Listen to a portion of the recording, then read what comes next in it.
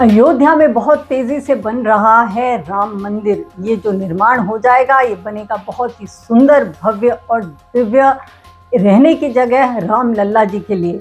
और इसी के रिलेशन में आपने सुना होगा कि दो बहुत बड़ी बड़ी शिलाएं लाई गई हैं वहाँ की गर्भगृह की मूर्तियों के लिए। और ये जो दो शिलाएं हैं वो लाई गई हैं नेपाल से, जिनके बारे में मैं आपको सब कुछ बताऊंगी। ये जो दो बहुत ही बड़ी शिलाएं हैं नेपाल की गंडकी नदी से लाई गई है, जिसकी बहुत ही मान्यता है, बहुत पुरातन नदी है और बहुत ही हिंदू जो धर्म है उसमें इसकी बहुत ही पूजनीय, इस नदी को बहुत पूजनीय माना गया है। ये जो दो शिलाएं हैं वहाँ से एक्सकवेट की गई हैं, नदी के बीच में से लाई गई हैं और इनका जो वजन है वो है 30 टन। एक है 12 टन की और एक है 18 टन की। ये जो दो शिलाएं हैं इनके बारे में और मैं आपको बताऊं कि जो लंबाई है वो 5 या 6 फुट की लंबी ये शिलाएं हैं और 4 फुट चौड़ी शिलाएं ये हैं। इनको बोला जाता है फॉसल स्टोन। फॉसल स्टोन ये होता है जो बहुत दब दब के कई कई कई लाखों साल से बनती बनती जब ये शिलाएं बने उसको फॉसल स्टोन बोला जाता है। वहाँ पे जो गंडकी नदी है वहाँ पे 33 तरह की इस तरह की फॉसिल स्टोन्स है और इसमें जो पीले रंग की जो स्टोन है या जिसे बोलते हैं शिला, वो जो पीले रंग का है उसका ज़्यादा महत्व है और इसीलिए राम मंदिर के जो मेन मूर्तियां हैं उसके लिए ये पीला ही पत्थर जो है, शिलाएं हैं, वो लाया गया है।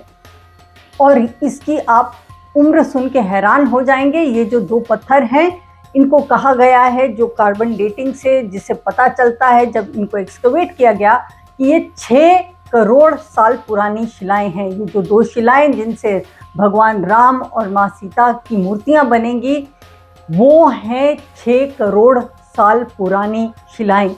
तो ये बहुत ही इंटरेस्टिंग इंफॉर्मेशन है। उसके बाद एक चीज़ और भी आप सब सोचेंगे कि ये जो शिलाएं हैं वो सिर्फ नेपाल से ही क्यों लाई गई। इतनी नदियां हैं भारत में, गंगा माँ है, नर्मदा माँ है, यमुना माँ है, इतनी सारी नदियां हैं, तो क्यों गंडकी से ही लाया गया है। उसके पीछे एक बहुत ही इंटरेस्टिंग कारण है और ये कारण आपको पुराणों में, सारे हिंदू ग्रंथों में इस तरह से आपको इसका वर्णन है, उल्लेख है, जो आप जान के आपको इंटरेस्टिंग लगेगा कि इस पर्टिकुलर रिवर को, मतलब गंडकी नदी को, विष्णु का अवतार ही माना जाता है। स्वयं विष्णु भगवान के तौर पे इसको पूजा जाता है और कहा जाता है कि इसका जो पानी है उसके अंदर जितनी भी शिलाएं या पत्थर हैं वह स्वयं भू शालिग्राम हैं। आप जानते हैं शालिग्राम जी की पूजा की जाती है हिंदू धर्म में। जो इस तरह से एक शिला होती है जिसको रखा जाता है, जिसको भगवान विष्णु को साक्षात मान के जिसकी पूजा की जाती है। तो वहाँ से अगर गंडकी नदी से आप कोई भी छोटा से छोटा, चाहे वो पेबल साइज का हो या बहुत ही बड़ा शिला या पत्थर हो, किसी को भी आप उठा लें, उसको शालिग्राम साक्षात माना जाता है, ये मान्यता है।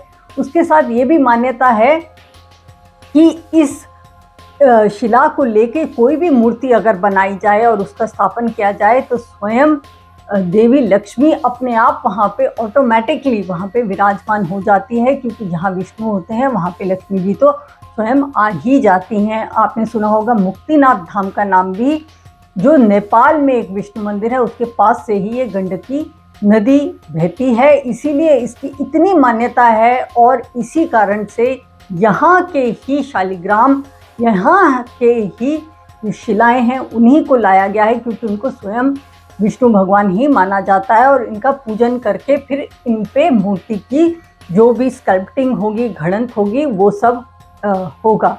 इसके अलावा जो डेट्स हैं, जब तक तैयार हो जानी चाहिए ये मूर्तियाँ, ये हो जानी चाहिए 1 साल के अंदर अंदर तैयार, क्योंकि मकर संक्रांति 2024 में डिक्लेयर किया गया है कि राम मंदिर का इनॉग्रेशन हो जाएगा। अगर मकर संक्रांति जो जनवरी 14 2024 को है पड़ती है जिसकी डेट, उस दिन अगर इस मंदिर का निर्माण होगा तो उससे पहले ही मूर्तियों को बन जाना चाहिए। और सबसे बड़ी बात है, क्योंकि मैंने कहा कि ये जो शिलाएं हैं इनको स्वयं शालिग्राम माना ही जाता है, इस कारण से इन मूर्तियों को जब गढ़ा जाता है और इनकी प्रतिष्ठा की जाती है तो प्राण प्रतिष्ठा की जो प्रोसीजर है वो नहीं करना पड़ता। नहीं तो नॉर्मली अगर आप किसी भी मंदिर में एक मूर्ति को स्थापित करें तो वहाँ पे एक प्राण प्रतिष्ठा की एक सिस्टम या रिचुअल होता है। मगर ये जो गंडकी नदी से जो शिलाएं आती हैं, इनको क्योंकि स्वयं विष्णु माना गया है तो इनकी प्राण प्रतिष्ठा भी नहीं करनी पड़ती। उनको डायरेक्टली जैसे ही मूर्तियों को वहाँ पे स्थापित किया जाता है उनकी पूजा शुरू की जा सकती है। मैंने आपको बताया राम लल्ला की तो इससे मूर्ति बनेगी ही, मगर इसके साथ साथ माँ सीता की भी बनेगी और इन दोनों मूर्तियों को जो गर्भगृह होगा राम मंदिर का उसमें स्थापित किया जाएगा। और इसके लिए जो राम मंदिर का राम जन्मभूमि का तीर्थ ट्रस्ट जो है उसने काफ़ी तैयारी ऑलरेडी कर ली है। जो स्कल्प्टर्स हैं जो घड़ेंगे इस पत्थर को, वो कुछ जो बहुत मान्य बहुत चुने हुए ऐसे एकदम एक्सपर्ट स्कल्प्टर्स हैं उनकी छांट की जा रही है। कुछ लोगों को बुलाया गया है उड़ीसा से, कुछ को बुलाया गया है कर्नाटका से और पुणे से, महाराष्ट्र से, और इन सबको बोला गया है कि सैंपल पे काम किया जाए और उसमें से जो चूज़ किया जाएगा, जो बेस्ट मूर्ति चूज़ की जाएगी उसको ये काम कमीशन किया जाएगा कि इन मूर्तियों की को फिर गढ़ा जाए और उसके बाद फिर वहाँ पे स्थापना हो पाए। तो इसके लिए ऑलरेडी जो शिलाएं हैं आ चुकी हैं और इनके बारे में जो भी खास जानकारी थी वो मैंने आपके साथ शेयर की।